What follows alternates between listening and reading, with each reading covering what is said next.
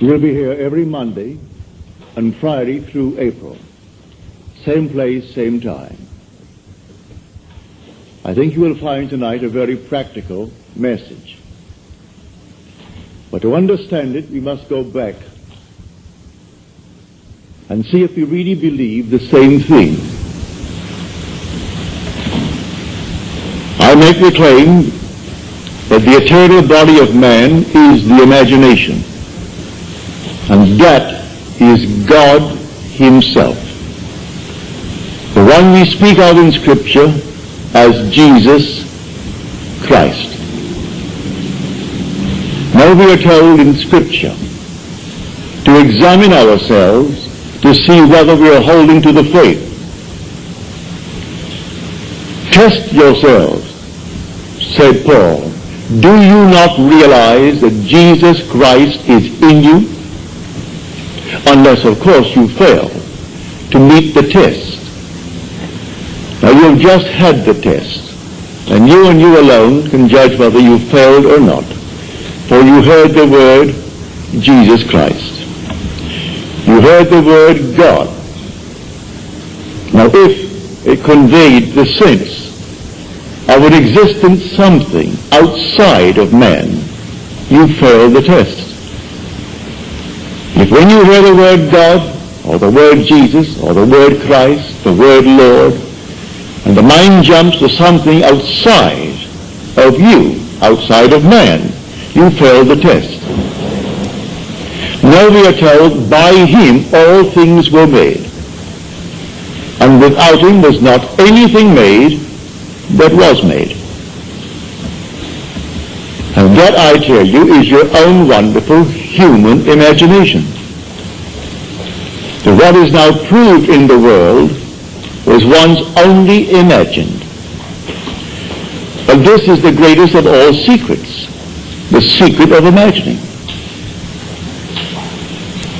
Something that you and I and everyone in the world should strive to understand. For the secret of imagining is the greatest of all problems, to the solution of which everyone should aspire. For supreme power, supreme wisdom, supreme delight lies in the solution of this mystery. When you actually discover it, you discover God. You're finding the creative power of the universe. And when you find him, he is your own wonderful human imagination. We can only really scratch the surface of this mystery. One, imagination, it seems, will do little for our wish until we have imagined the wish fulfilled.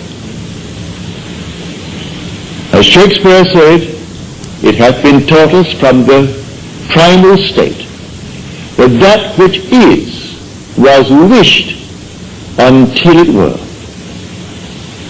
So you and I want something, and we define our objective, how to realize it. If this power is within us, then we are the operant power.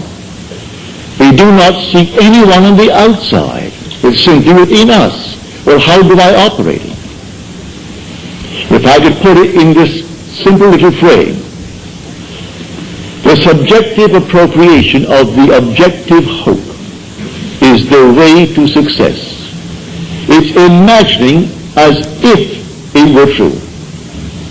What would the feeling be like if it were true? So I start from the feeling of the wish fulfilled. I must begin by feeling that I have already arrived. I have already achieved my goal. And catch the mood that would be mine if it were true. And then wear that mood. If I wear that mood as if it were true, I realize it in my world. A friend of mine who is here tonight, she thought that she had failed this past November in her visit to Pittsburgh. friends of hers that she knew well, and they were a little bit down because of the seeming recession. One friend had worked for 27 years at Jones and Loughlin, one of the great big steel firms of our country. In the months of September and October, they let out 4,000 workers. He had to put in 3 more years, 3 years and 2 months to complete a 30-year service with the firm. After 30 years, he could retire at a very good, I would say, retirement fund. But he also had 6 more years to go for his Social Security. And they let out 4,000. And then it was rumored in the plant that they're going to close that plant. She reminded him of the use of imagination, which he had used with him successfully in her previous visit to Pittsburgh. But he laughed it off. Those things would have happened anyway. She reminded him of 6 distinct requests on his part that he thought he could not realize. Every one came to pass, as she reminded him. And then she took a vision of mine and explained it to him. She said, what I told you the last time. But Neville had a vision. Well, the Bible tells us that the depths of our own being speaks to us through the medium of dreams and vision. So here in this dream of mine, call it a dream if you will, it was just as real as this, I was taken in spirit into an enormous mansion. And here 3 generations were present, but one was invisible, and that was the grandfather. The father was explaining to his children the secret of his own father's success. So there was the grandfather thou departed from the world, leaving behind him an enormous fortune for the benefit of his son and then his grandchildren. And so the father said to the children, grandfather used to say, while standing on an empty lot, I remember when this was an empty lot. Then he would paint a word picture so vividly of what he intended to do with that empty lot, that it ceased to be an empty lot, and you saw the structure that he intended to build. But he acted as though it was already a completed act. He began with the feeling of having arrived at his ideal for that empty lot. Then I woke on my bed, and I recalled the dream.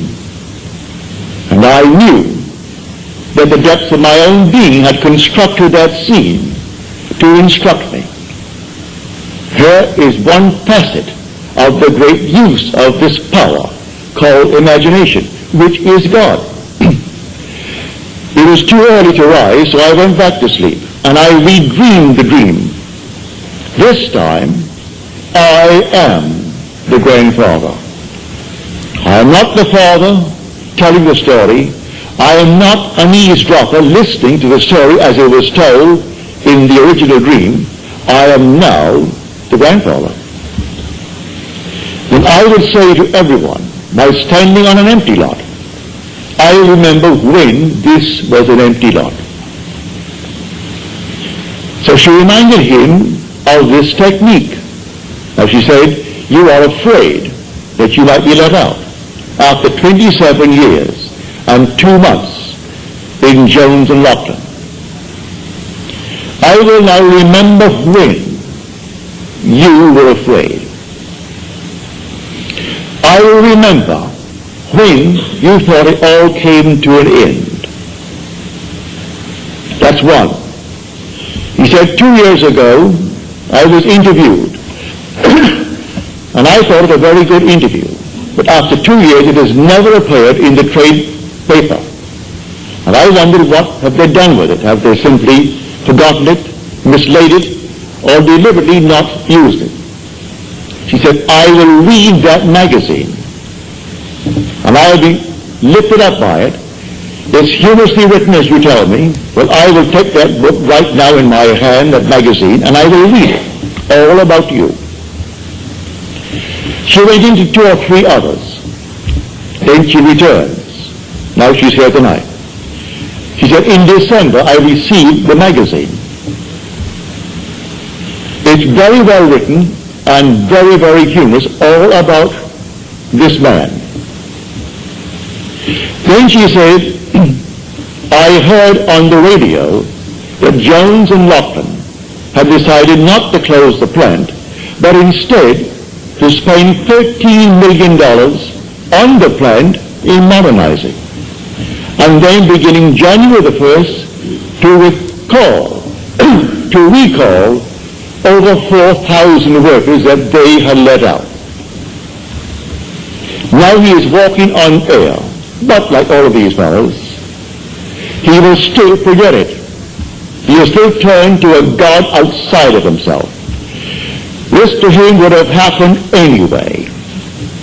They would have spent the 13 million, brought back the 4,000. That thing that was found after 2 years and printed, oh, that would have happened. And man goes blindly on, worshiping a false God, because he does not know God. The only God is your own wonderful human imagination. The only name forever and forever that is his name is I am. So that is my name forever. So when you come to the people of Israel and they ask you what is his name, just simply say, I am. That is who I am. And by this name I shall be known throughout all generations. There is no other name. You cannot separate I am from yourself. That's your essential being. And when you say I am, you are all imagination.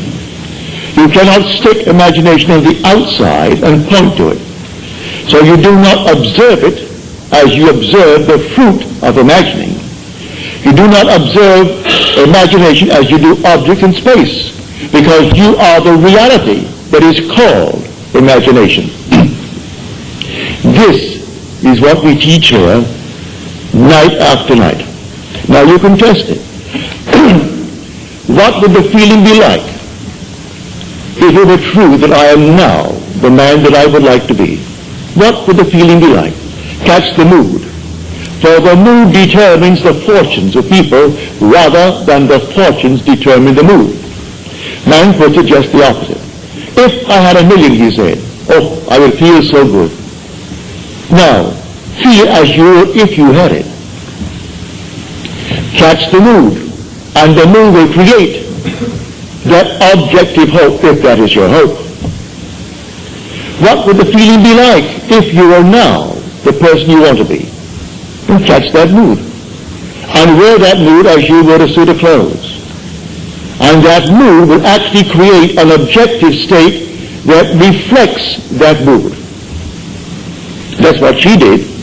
She put herself into a mood, actually feeling that she was reading a story of a friend. And here it came. It's a complete spread, 2 full pages, all about this man. And then a little news bulletin on the radio, and then confirmation from him, and a telephone call from his wife, confirming the news bulletin, that they're all back on their job, and here now, as he said, for years, after 27 years. I walked through that plant, and I thought I'd go crazy. I wanted to climb the wall because of the noise. When I heard the hammers, and the bellows, and the furnaces, and all these thousands of workmen, that constant din, I wanted to climb the wall. Now, after 4,000 were let out, my footsteps echoed through the entire area. I would like to run and scream, running towards my office. What he does in the plant, I do not know. But if he goes towards his office, undoubtedly he has an executive position in that place, and is not working at the furnaces. But he said, you can't imagine when 4,000 were let out, how empty the place was. And everything simply echoed, and my footsteps seemed like some thunderous thing as I walked through that plant towards my office. And many a moment I wanted to simply jump up and start running. It seemed so empty. She said, all right, that's something. I will remember when. And she applied that technique. When your footsteps scared you and you wanted to run towards the office. Now it's the clatter all over again.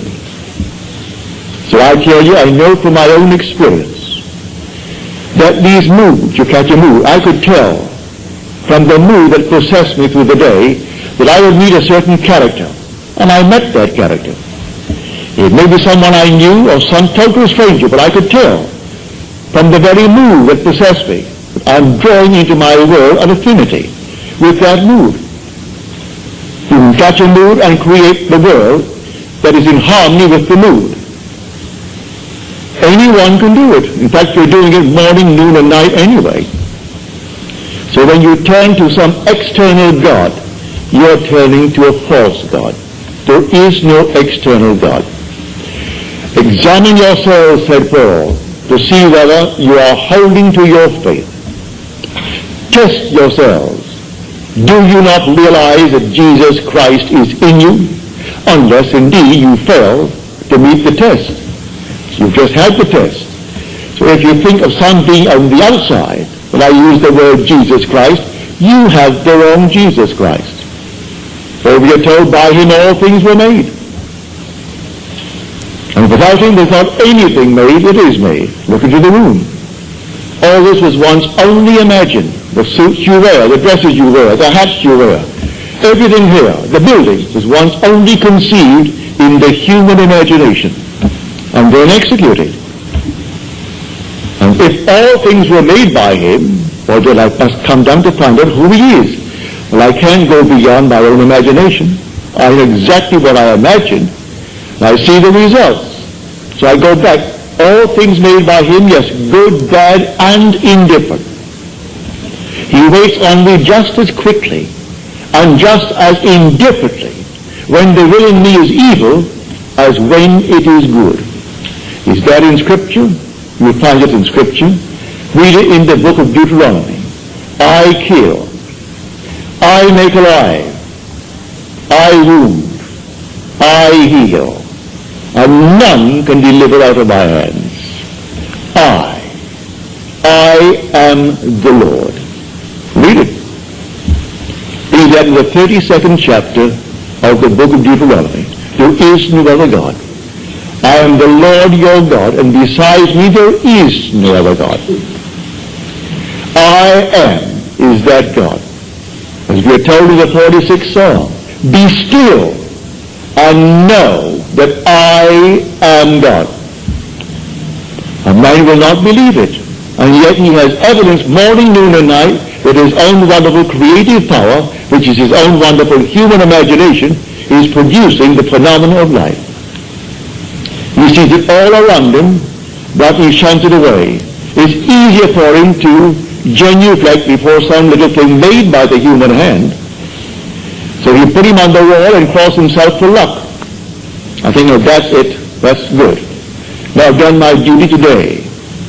So he goes to church and he sings the hymns with all the others. And you think, no, I've done my duty, and give generously to the church. Perfectly all right. If you get any pleasure out of it, do it.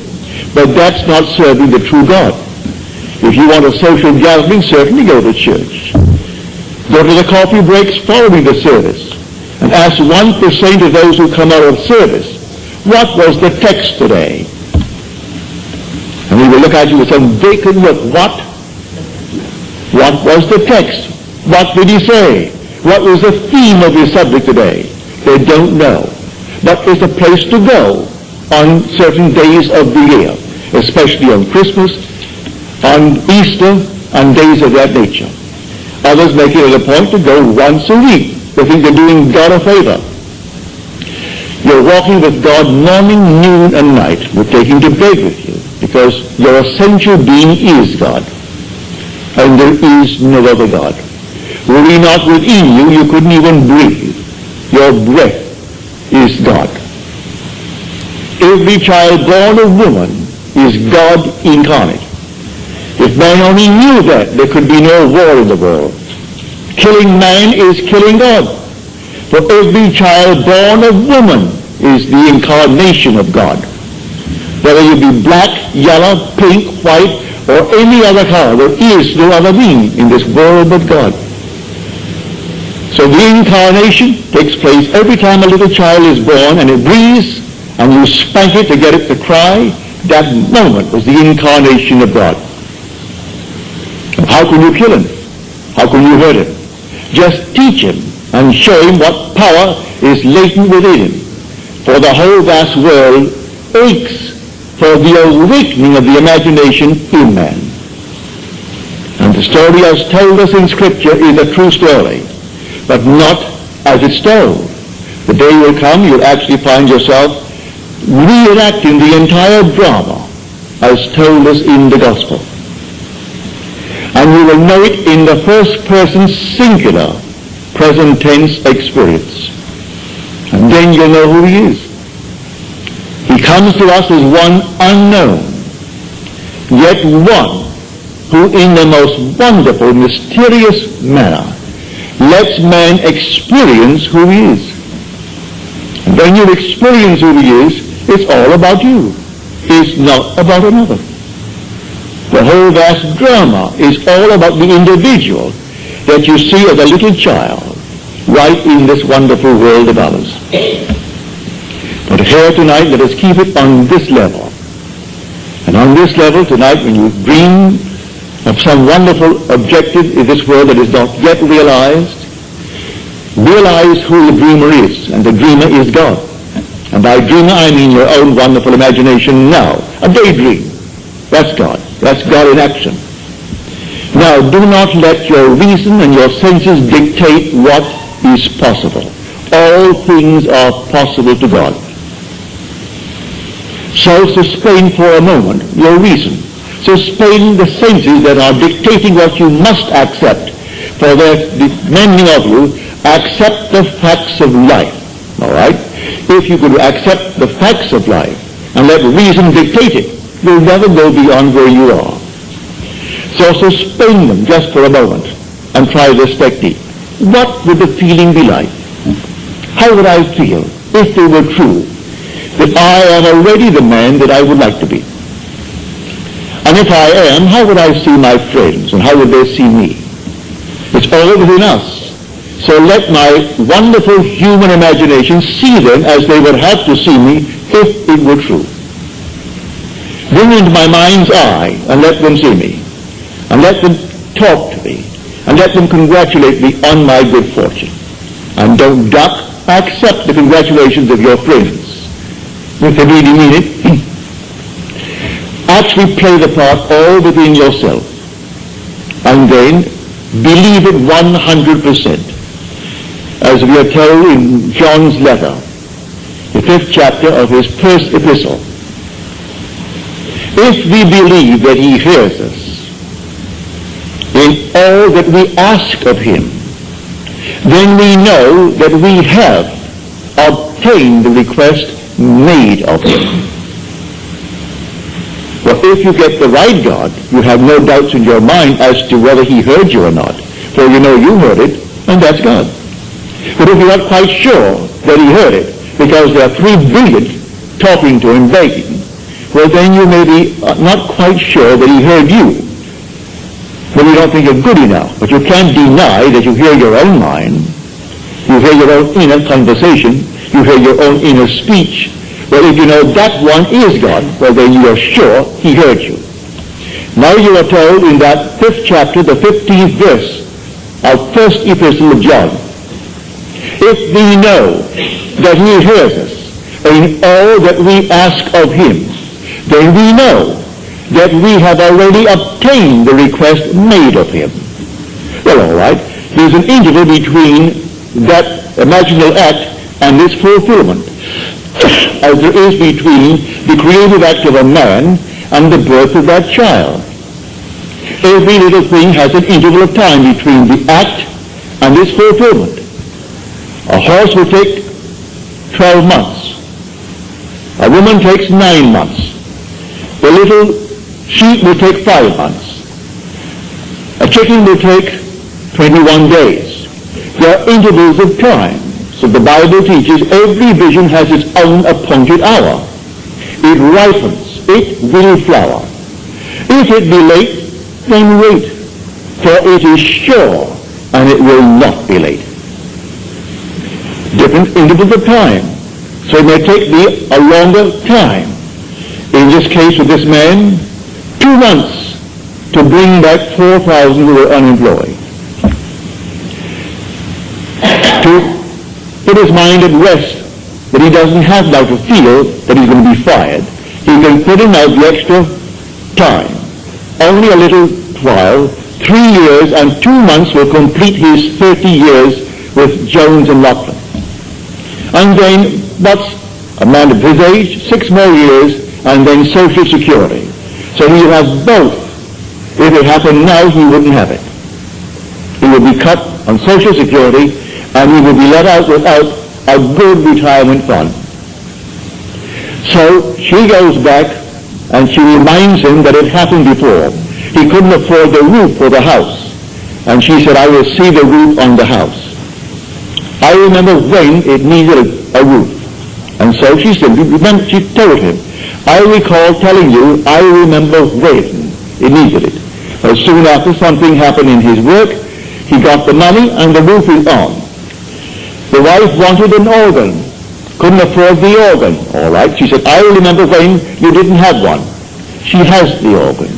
And she took one after the other. Of all these things, he's still, with all the evidence in the world, he's still working on some outside God. He thinks he's doing the wrong thing. He feels that if perchance that man is simply a devil incarnate, and he's taken me from my real God, which means something external to himself, that he fashions out of his own mind, and fashions with his hand, because all these little nonsenses that we buy, and stick them up as holy objects. First of all, no artist really ever designed them. It's an offense to speak of an artist when you see these horrible monstrosities that we buy and stick around the place and call them religious objects. So, find who he is. He is the living God. He is not a dead God. You want to read the 115th Psalm about the kind of gods that men worship. The whole psalm is devoted to the false god that the whole vast world worships. He has eyes, but he sees not. Ears, and he hears not. Feet, and he walks not. Hands, and he touches not. Just a dead thing made by human hands, when the living God is within man as his own wonderful human imagination. So I tell you that all that you behold, though it appears without, it is within, in your own wonderful human imagination, of which this world of mortality is but a shadow. All things exist in the human imagination, and everything you see as an objective reality was produced by imagining. Think of one thing, just think of one thing that would simply deny it. You can't think of one thing. So you go to the moon. You first had to imagine it. Had to imagine everything concerning the machine that took you to the moon. Everything in the world first has to be imagined and then executed. All right. The intelligence to do it will come, but you take the blueprint first and conceive it and dwell in it as though it were true. And no power on earth can stop it from becoming so. Your visions will clarify itself. At night, it's a different kind of a night. Your days are different. You see people differently. You can't walk by any man and not see God incarnate. You can't do it. Even if he has the most horrible background. And he said simply, well, a murderer. And it's proven that he is. You still see God incarnate. But so sound asleep, the poor thing doesn't know. If you could only just get to it and show him that he really is God incarnate. And the one he thought he killed, he has been restored to life. Not to the senses of man, but he is restored in a world just like this, terrestrial just like this. About his business, he continues his work. until he too awakens from this dream of life. But all will awaken eventually.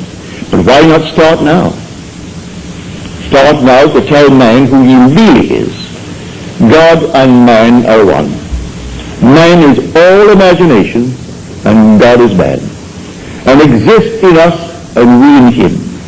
The eternal body of man is the imagination, and that is God himself. Nothing but God in the universe. All God. And eventually you and I will awake. And because God is one, not two, you and I are one. Without loss of identity. That's one of the strangest mysteries in the world. Without loss of identity, we are one. I know that from my own personal experience. We are one. And yet I'm individualized. And you are individualized. And we tend forever and forever toward ever greater and greater individualization. And yet we are one. And I will bring that out to the best of my ability as we proceed with these series of lectures. You will hear it. But tonight, if you're here for the first time and you want something practical, you apply what I've told you.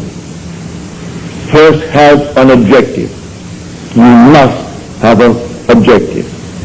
You can't say, well, I don't know what I want. Well, all right. Come back the next time. Ask yourself, what would I like of life? Don't be ashamed to name it, what would I like of life? Well, then, try to get some objective. Now, prayer, as far as I'm concerned, is nothing more than the subjective appropriation of the objective hope. That is the way to success. I appropriate it subjectively. How do I appropriate a state subjectively?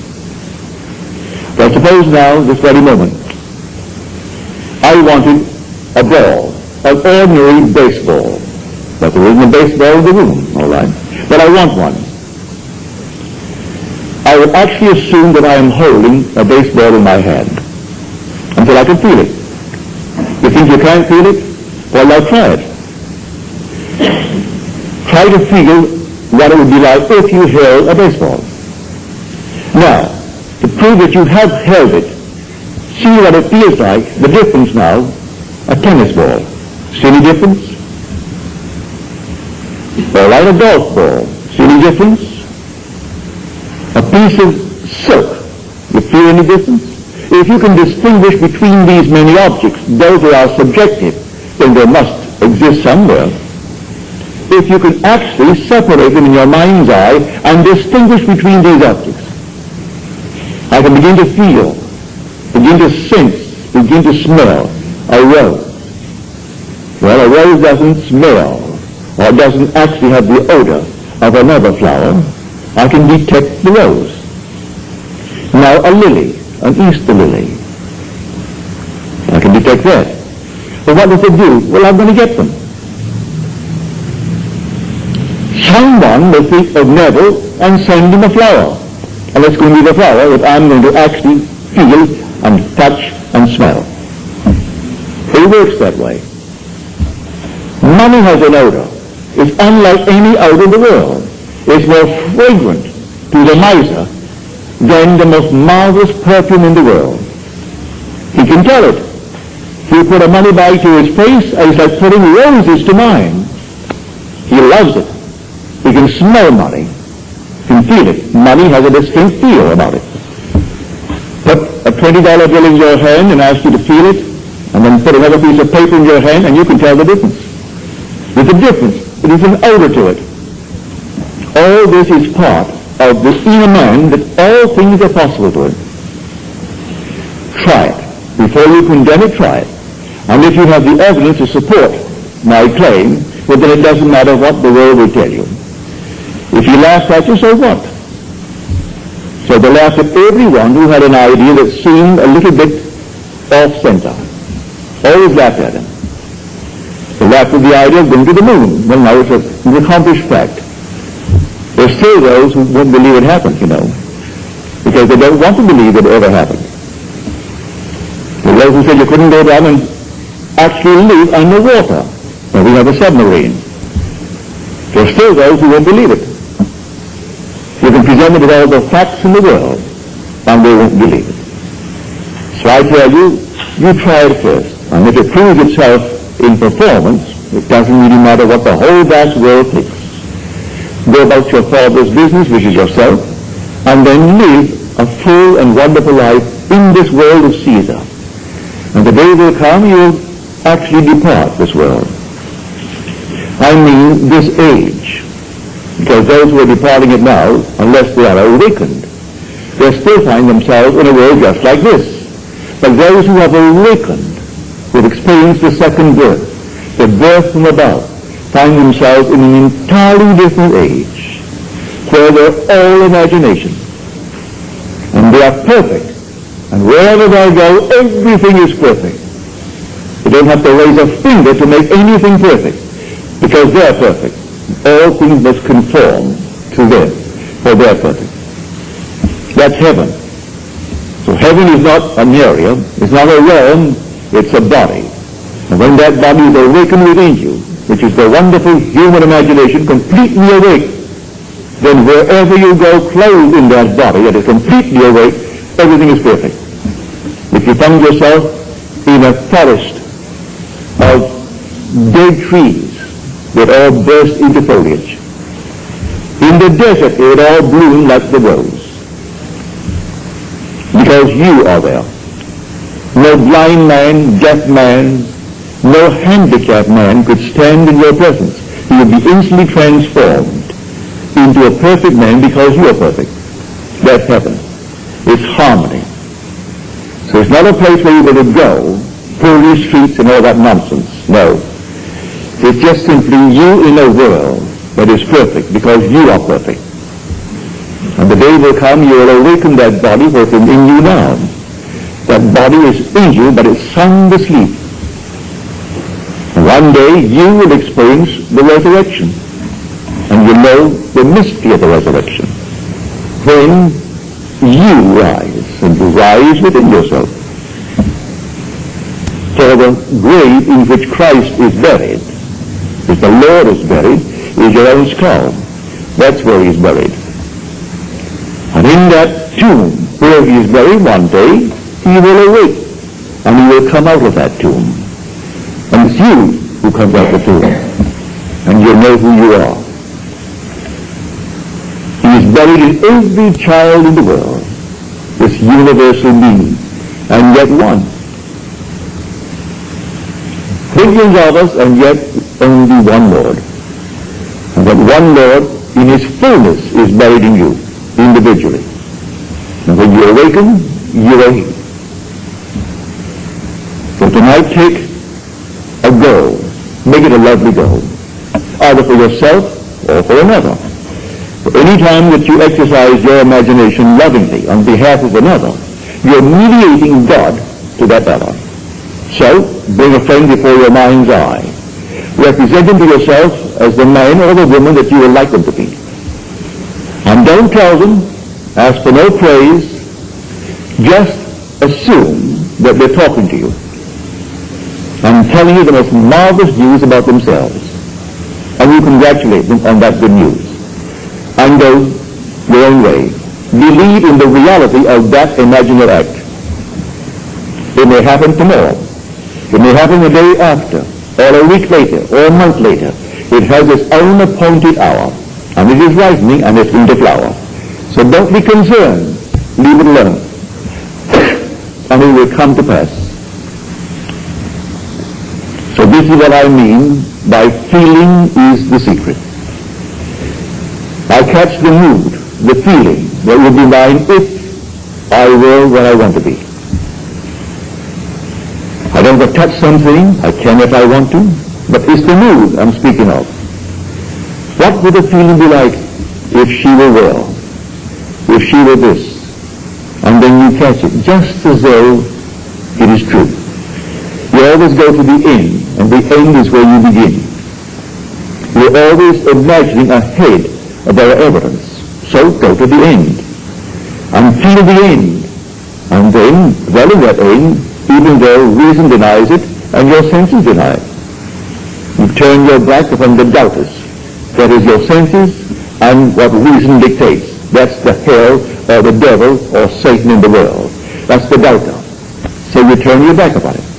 And then you walk as though things were as you want them to be. And living in that assumption, it slowly hardens into fact. Even though at the moment of the assumption it was denied by reason, an assumption, though false, if persisted in, will harden into fact. So you learn to assume and learn to persist in the assumption, and it will come to pass. Now let us go into the silence, after which we'll have questions.